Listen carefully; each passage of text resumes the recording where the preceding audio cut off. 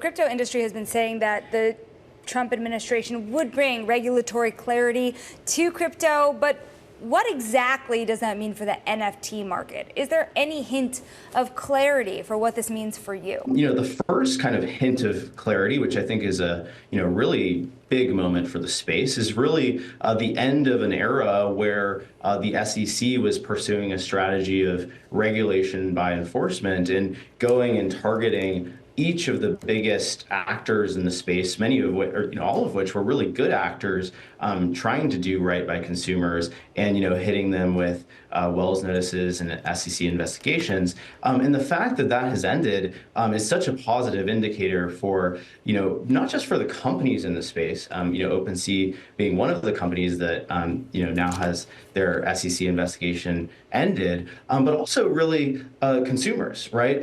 We actually have a lot of artists and creators on our platform that were incredibly fearful that the SEC would go and hit them with actions as a result of the things they were experimenting with on blockchains. And I think the fact that that era is over is really the beginning of an era where innovation can happen in the U.S., not just from companies, but from the smaller players as well. There's still a lot of people who are out there who are like, I got to be honest, I don't get the value of NFTs.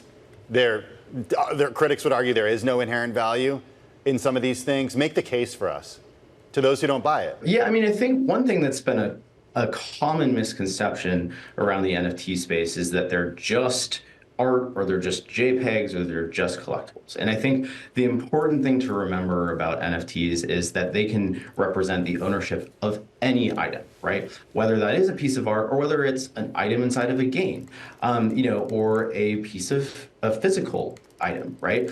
And so what we're really excited about is now that we've built the sort of technical foundations, projects and builders in the space can go and use the technology to represent all sorts of digital assets. So, we talk to game developers who, instead of building centralized traditional economies, are instead exploring the use of NFTs to give users actual ownership inside of their game.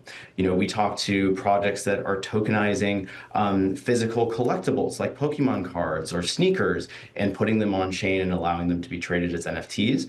So what we're really seeing on the ground floor, even though maybe the mania isn't there, is really the build out of all of these really exciting use cases.